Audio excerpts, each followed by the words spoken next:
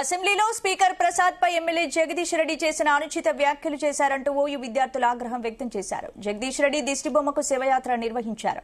రాజ్యాంగబద్ద పదవిలో దళిత స్పీకర్ ఉండడం సహించలేకపోతున్నారన్నారు. గత 10 ఏళ్ల బీఆర్ఎస్ పాలనలో దళితులను మోసం చేసి కాంగ్రెస్ ప్రభుత్వంలో దళితులు ఉన్నత పదవుల్లో ఉంటే చూసి ఓర్వలేకపోతున్నారని మండిపడ్డారు. జగదీష్ రెడ్డి చేసిన వ్యాఖ్యలపై నైతిక బాధ్యత వహిస్తూ కేసీఆర్, కేటీఆర్ దళితులకు బహిరంగ క్షమాపణ చెప్పాలని ఓయూ విద్యార్థులు డిమాండ్ చేశారు.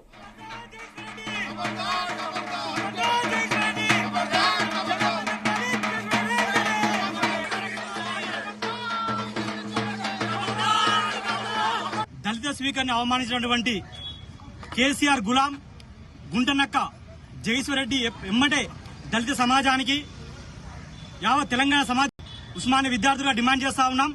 10 ఏళ్ల కాలంలో దళితులను అడుగడుగును అణచివేసి దళిత ముఖ్యమంత్రి హామీని విస్మరించి ఈరోజు దళితుడు స్పీకర్ అయి ఉంటే ఓర్వలేక దురహంకారంతో మాట్లాడినటువంటి జగదీశ్వర్ రెడ్డి, నువ్వు వెంటనే బహిరంగ క్షమాపణ చెప్పాలి.